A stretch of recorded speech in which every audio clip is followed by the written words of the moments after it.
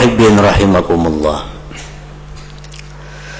Wa kana Ibnu Umar radhiyallahu anhuma yaqul, Ibnu Umar radhiyallahu anhuma berkata, idza amsayta fala tantaziris sabaha wa idza asbahta fala tantaziril masa. Apabila engkau berada di waktu petang, maka engkau jangan menunggu subuh. Bila mana engkau berada di waktu subuh, maka jangan menunggu petang. Nah, ini perkataan Ibnu Umar mengandung dua arti. Yang pertama, bila engkau berada di waktu petang, jangan engkau meyakini bakal hidup sampai pagi. Jangan meyakini bakal hidup sampai pagi. Bila engkau berada di waktu pagi, jangan meyakini bahwa engkau hidup sampai petang. Dalam hati ini, jangan mengambil kesimpulan bahwa kena aku kemarian masih hidup aja, atau kena kemarian isuk masih hidup aja. Nah, itu ngarannya anda tergulung tulul amal. Nah, tulul amal, merasa masih lawas lagi hidup itu. Nah, bila mana kita bujur-bujur mengamalkan ini di waktu pagi, kita asa kada berharap berumur sampai kemarian bisa mati di tengah jalan. Kita di waktu kemarian, kita kada berharap sampai bisukan kena berumur. Nah, bila kita kawa mengamalkan itu, kita akan diberi kemuliaan oleh Allah dengan 3 karamat. Apa karamat yang diberi Tuhan? 1, ta'jilut taubah, menyegerakan tobat. Menyegerakan tobat. Nah, kenapa kita lambat bertobat nih? Banyak dosa-dosa kita masih berkaitan lawan itu, berkaitan lawan ini, berkaitan macam-macam. Kaina kita membujurakan ini karena kita tulul amal. Kita masih merasa akan hidup di tahun akan datang. Nah, jakanya kita ini merasakan bahwa sekarang kita belum tentu hidup pagi kaina, bisukan kaina, semuaan kejahatan kita biriskan malam ini. Ada sangkut paut lawan orang, selesaikan. Ada menjam duit berbunga, birisakan. Ada ini, karena isuk bakal belum tentu hidup. Kenapa kita menunda-nunda? Kaina mencabut nang kada baik dalam diri kita nih, karena kita merasa masih hidup lagi lawas. Nah, ini penyakit yang paling membahayakan di dalam diri kita. Bila kita merasa bahwa kita hidup lagi lawas, itu sumber penyakit dan sumber segala macam kemaksiatan kepada Allah. Nah, pertama diberi Tuhan kita ta'jilut taubah, segera bertobat. Yang kedua diberi Tuhan qanaatul qalbi, qanaah hati. Yang ketiga diberi Tuhan nasyatul ibadah, rajin atau khusyuk ibadah. Rasulullah SAW bersabda, ujar Nabi, salli salata muwaddi', sembahyanglah engkau sebagaimana sembahyang orang yang terakhir sembahyang. Ini supaya kita kawa khusyuk sembahyang nih. Nah, supaya kita kawa khusyuk, supaya kita kawa rajin, bersemangat sembahyang itu, maka kita anggap sembahyang kita ini sembahyang paampihan. Nah, juhur nih juhur paampihan, asar bisa kada kawa sembahyang lagi dah. Nah, bila kita kawa macam itu, otomatis sembahyang juhur kita baik. Nah, sembahyang juhur kita khusyuk, sembahyang juhur kita hati-hati. Kenapa? Ini terakhir sembahyang. Itu anjuran daripada Rasulullah Sallallahu Alaihi Wasallam.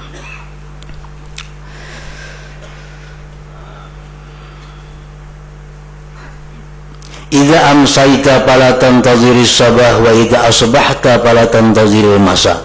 Jadi pertama artinya adalah, pendapat yang pertama artinya adalah bila engkau berada di waktu petang, petang jangan merasa bakal hidup kaina bisukan.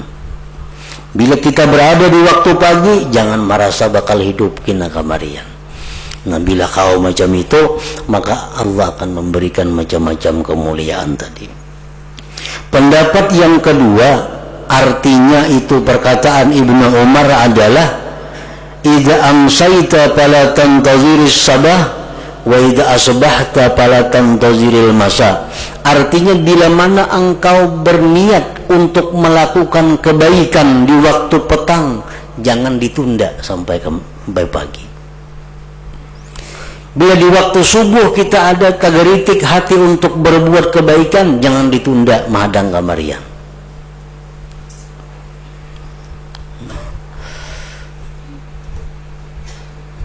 Hendak memperbaiki diri umpamanya, hendak betubat, hendak apa, kaidah mahadang malam Jumat, jangan mahadang malam Jumat.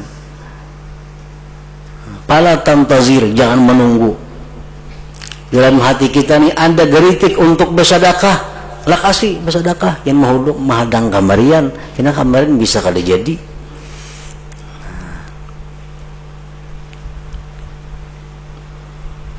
Nah, ini termasuk penyakit manusia, selalu menunda-nunda urusan kebaikan, selalu menunda-nunda urusan akhirat.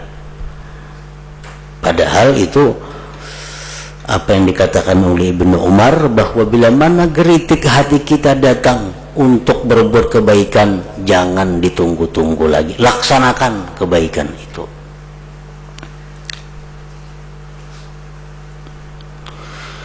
Kemudian Ibnu Umar berkata, wa khudh min sihhatika li maradika, ambillah kesempatan pada waktu engkau sihat untuk hari sakit engkau. Ini kita lagi sihat, kita gunakan kesempatannya sebanyak-banyaknya untuk menambah ibadah. Kita waktu sihat, kita gunakan waktu kita untuk menuntut ilmu. Sudah garing kada kau lagi.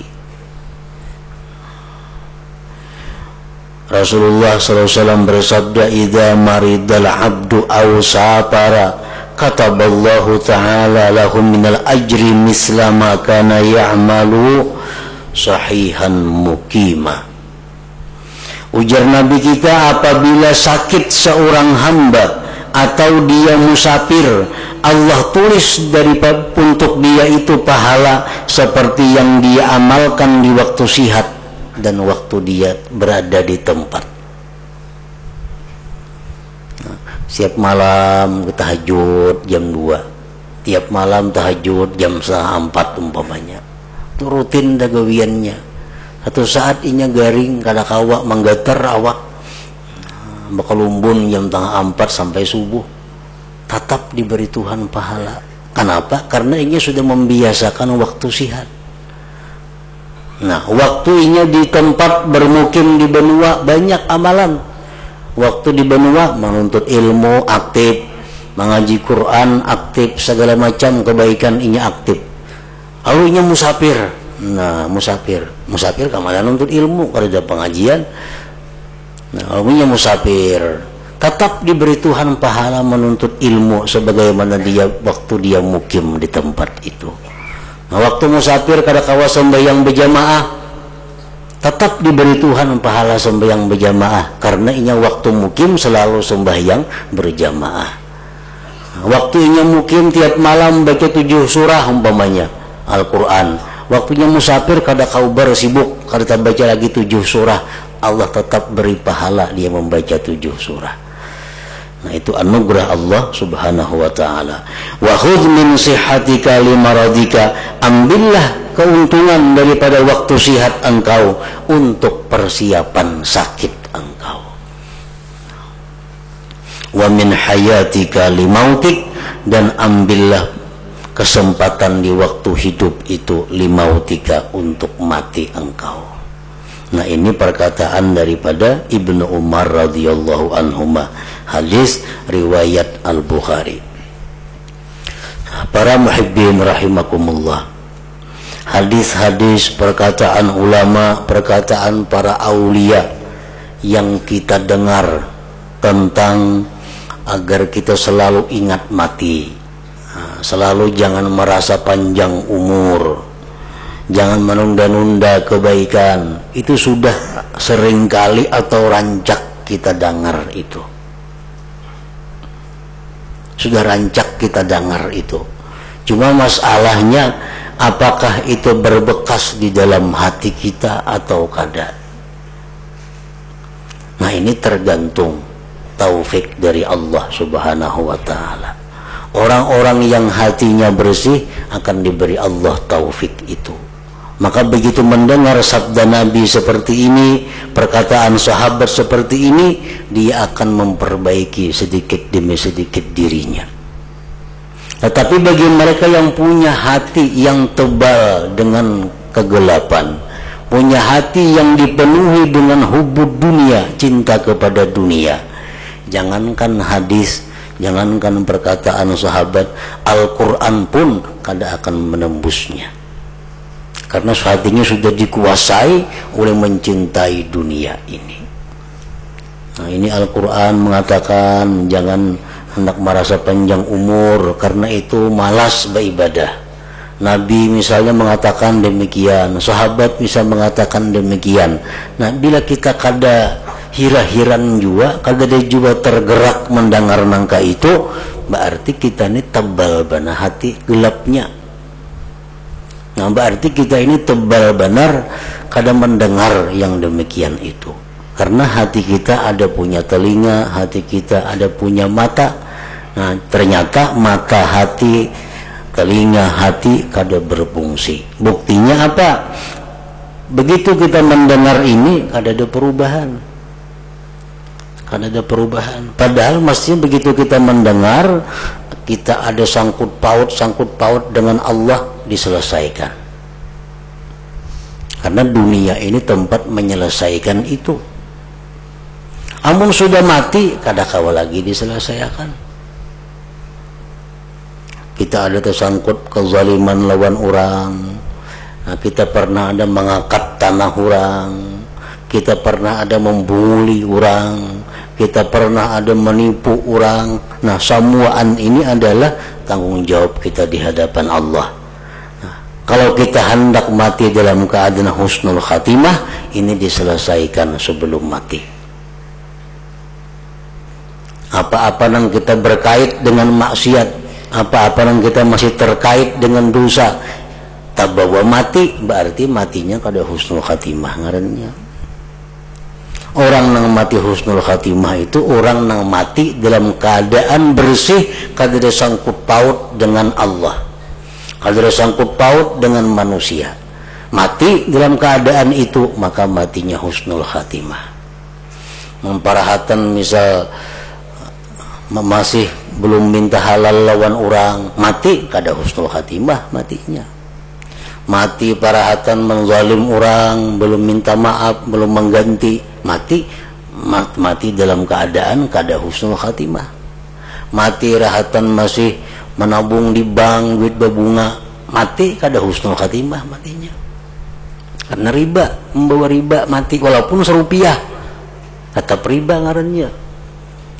Nah, jadi ini apabila kita punya mata hati yang bagus, telinga hati yang bagus, mau kada mau kita menyelesaikan itu. Jangan sampai tabawa mati buku rekening itu dalam tabala lainnya. Karena riba ini lebih berat dosanya daripada zina, daripada macam-macam. Ini orang melakukan riba ini orang yang berperang dengan Allah. Jadi serupiah pun kita ada riba dalam diri kita, kita bawa menghadap Allah, otomatis mati kita bukan husnul khatimah. Nah, itu risiko yang paling berat. Jadi, kalau kita hendak baik, jangan menunda-nunda lagi mengampihi urusan itu. Jangan kaina. Nah, itu alamat sudah panjang angan-angan ngarannya. Ini yang kada disukai oleh Allah Subhanahu wa ta'ala. Nah, kemudian selanjutnya tambahan dua hadis, yaitu hadis yang